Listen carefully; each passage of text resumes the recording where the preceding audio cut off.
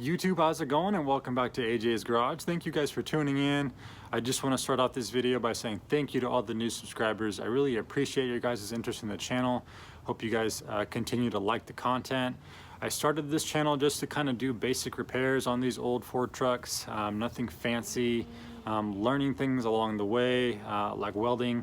If you guys have seen some of the previous videos, I'm just learning as I go. So, you know, my skills aren't that great, so hopefully they continue to get better. But I did also start something new for the channel through PayPal. What I would consider it or call it is like a tip jar, pretty much.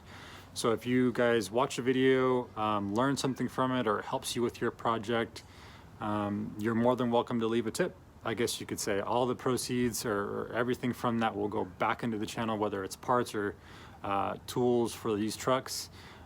Anything is greatly appreciated. So getting into this one, we're going to be replacing the seals on the shifter arms on the transmission.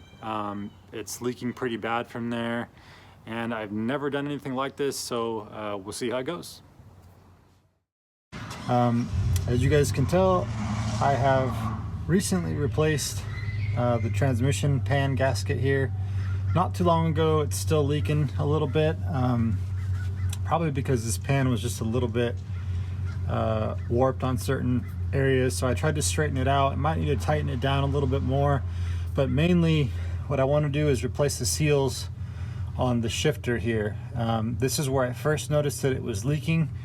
I'm not so much concerned with the pan, but I did order some new seals for this off of eBay.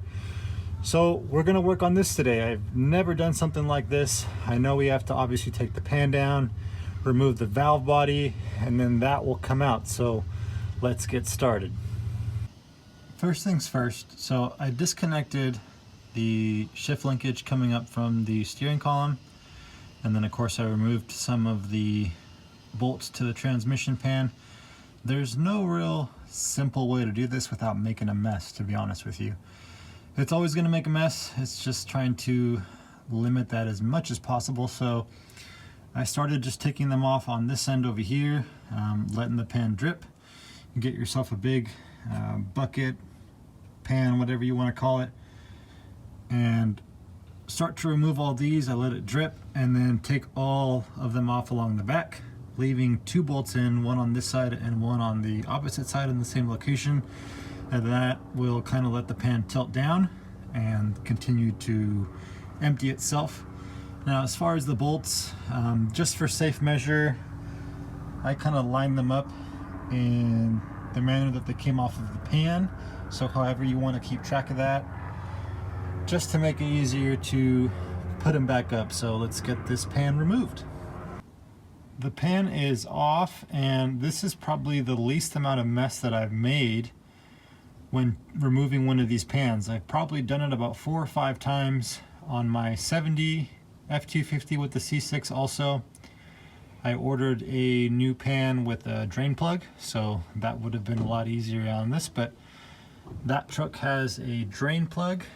And looking up here, we're looking to remove those shifter linkages. Can kind of see them up in there, but first we need to remove the valve body, which is this whole piece. I believe the filter needs to come out, and then it's the bigger bolts on the end. So these, you definitely don't want to touch any of these smaller ones. There's a bunch of little check balls in the valve body. It's pretty, don't want to say super complicated. I've seen a video of this apart for a shift kit. So it doesn't look too hard, but you definitely don't want to mess with that. So we're just going to get these end ones removed and pull the valve body off.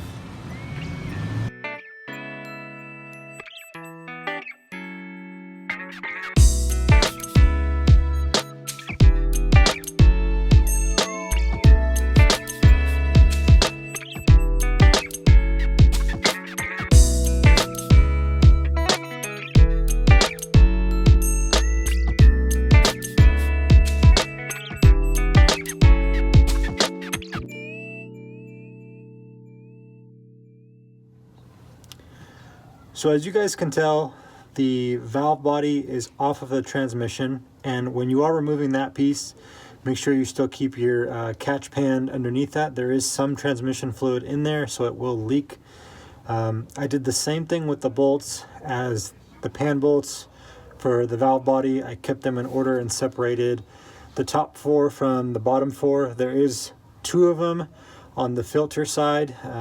Part of the transmission filter that's on the valve body is used to secure it up to the transmission casing, and 2 of those bolts are considerably longer than the rest of them. So of course make sure you guys don't mix those up.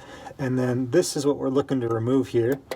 So this nut here is a 7/8, and the way you get to that, of course, is you just use your wrench, and you kind of have to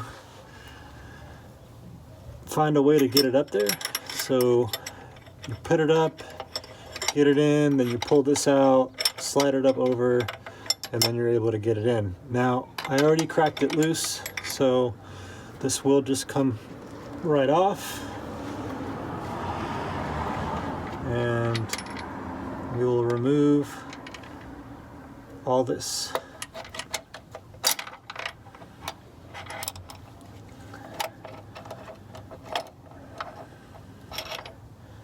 So then this comes out, which is the shift linkage. So we're going to replace the bushing on the end here, and then there's one on the casing that we're going to remove. So we'll get this cleaned up and put everything back together. New seal is in, and I did get a little bit ahead of myself and did not record removing the old seal or putting this new one in, but definitely take your time removing the old seal. You don't want to damage the sealing surface, and as you press fit this new one in, be careful and take your time there as well. I dipped the new seal in ATF and put some along the casting just so that it would get a nice easy press in. I just used a hammer and a block of wood. So I put the seal in and started it and got it as level as I could, then placed the block of wood over the seal and then just tapped it in with the hammer. So like I said, take your time. I did kind of catch the bottom left edge a little bit, but looks to be seated well, and I think it should be okay. So now that it's getting a lot darker sooner with the time change, I didn't want to put the valve body back in the truck and have any problems with it as far as not being able to see if something, you know, comes loose or I drop something, whatever it might be. I just didn't want to do it in the dark. So for now, I just put 2 bolts back in the transmission pan and sealed it up. But I did want to remove this transmission inspection cover. The transmission vacuum line is just free floating around, but I was able to see that both clips are there to keep it in place, which is the one near the rear of the transmission. So it clips in there, back by the, I think it's the vacuum modulator.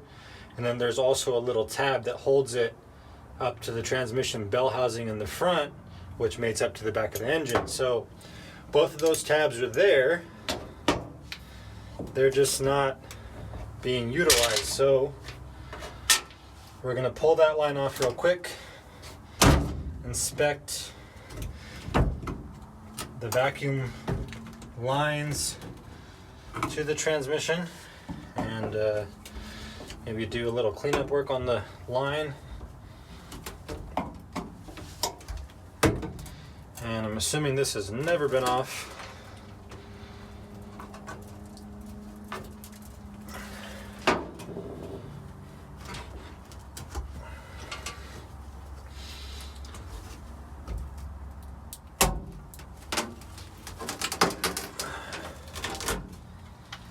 So definitely a little dirty. Getting you guys a better view at the clip for the transmission line. It's this little piece right in here. Now on my 70 F250, of course that one also has a C6, but that one is mated up to a 351 modified out of a 78 F250, and the 351 modified and the 400 are considered part of the big block family. So that transmission has the taller top ears, I guess you would call it, which you could mate up to a 460. So that one is a big block bell house pattern, whereas this one for the FEs is kind of a little bit rounder. So the clip style is a little different. I already cut the vacuum line up by the top of the intake manifold, so I'm just going to cut this one off as well and pull the vacuum line off just to inspect it, see if there's any damage to it, make sure there's no cracks or leaks in it. And that line was actually very brittle, whereas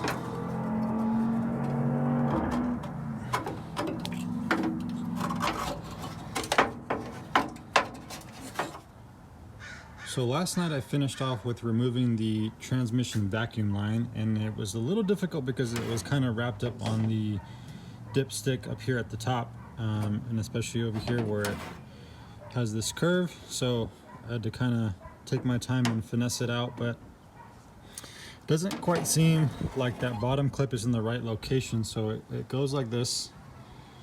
Kind of hard to show you guys, but it goes like this, and with that bottom clip it runs into the transmission cooler lines. So then this goes up, so I'm assuming I need to move that clip up, and then this one will tie into the bell housing near the top, get that reconnected. And then of course also we're going to put the valve body back in, so it goes back in. And looking at the clip of earlier when I removed it, the main shift little ball goes in here, and then the kick down I believe slides into one of these back ones here. So they were kind of offset, so we'll try to get it in like that. I think I'm gonna have to tilt it up and get it in, and then push it up and put the bolts in. So let's get going on that.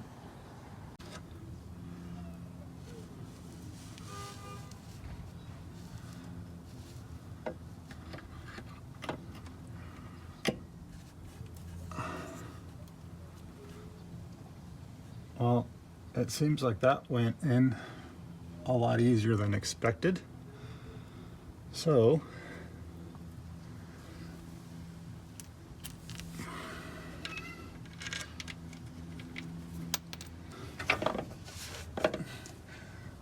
whoops. Okay.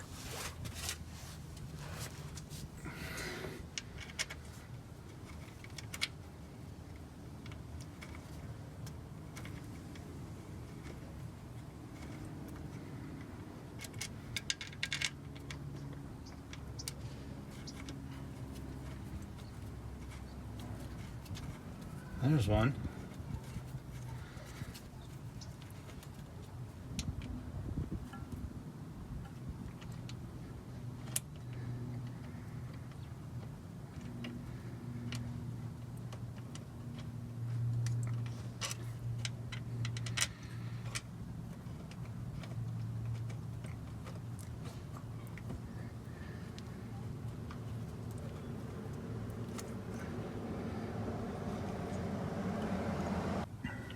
All right, so the valve body is up and secure. I tightened everything down. I didn't want to over tighten them, but I think they're good where they're at. We're gonna have to give it a test, of course, without turning the engine on and running the truck. I'm just going to shift through the gears, and as long as they're in place, as I go down from park to reverse, once I hit neutral, if the truck starts backing up on its own, then I know that everything is correct. If for some reason in neutral it doesn't want to move, then we have a problem. So let's see what happens.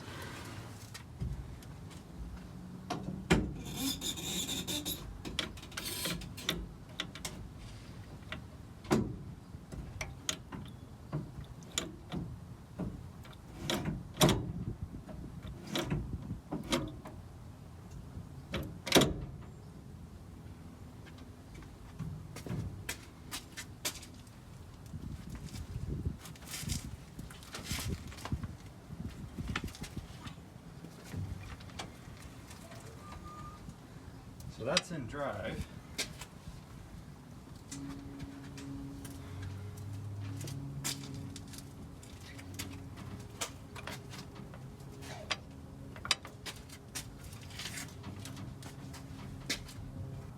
So the transmission and the column indicator are in the correct orientation, or I guess they're paired up. It feels a little bit funny and that's actually because the kickdown linkage, just kind of looking at it, I assumed it was in the right place, or as I was shifting through would just lock in, but it's not into the little groove on the back. So I loosened up the valve body. Can't really, oh, there it goes. And there's still 2 bolts in there, so I'm gonna try to wiggle the kickdown shifter in place. I also loosened it up here at the nut. It previously just had a little washer and it was really loose when I started. I don't know if you guys kind of caught that, but removed that, just put the back of the linkage up against the little O-ring, and then bought a lock washer, so that should keep it tight and prevent it from coming loose. So I'm just going to get this squared away, and then we'll see how that shifts.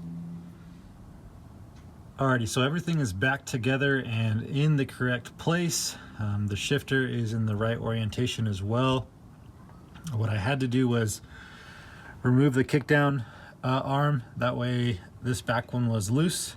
Of course, I made sure that the shift one was in park in the correct orientation, and I did also drop the valve body completely. So with this being loose, it kind of allowed me to position it where I needed it, and with the valve body down, I was able to get a better view. There's a little pin on the flat part right here on the back that you have to get in front of the kickdown rod. That way it has no ability to kick up and go forward. So you kind of have to finesse it in that way, and then it just slides right in. And of course, with it being completely loose, you're able to push it back in and back out so it engages correctly. So now that I got that all lined up, tightened this back up, everything is smooth. And the last piece will be getting the pan back on, which I do need to straighten out. A few of the holes have been warped over time, so I'll show you guys how I do that, and then we should be able to take her for a drive.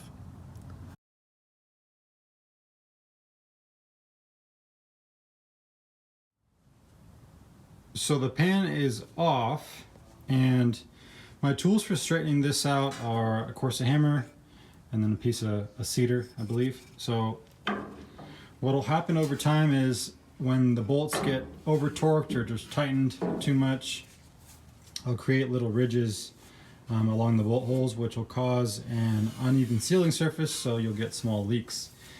Now with this one, I've already sealed up all these other edges except for this one. Now let's see if I can show you guys. So you can kind of see here, there's a little bit of a raised edge, and then especially this next one, and then going back. So I just set that piece of cedar in here and just hold it down. And of course with the hammer, you just kind of tap it lightly and get those as close as possible. It doesn't have to be perfect. So alrighty guys, so the pan is back on, and honestly it's been a few days and it's still got a really minor leak. Of course it's a lot better than what it was before, so I'm not too concerned about the leak. Everything as far as the seals we replaced, those are all good, no leaks coming from that. With the pan, I didn't really expect it to be a super good seal and not have any leaks. It's, of course, you know, probably been slightly warped over time. The bolts have been over torqued, so it's not going to make a perfect seal. So I will replace the pan eventually. There's a company called TCI that makes a really good quality pan with the drain plug. I actually have one on my 70 F250, which has a C6 also, of course. So I'm going to replace it with one of those here in the near future, right before I start driving it. So as far as the seals and getting everything back together, we're all set there.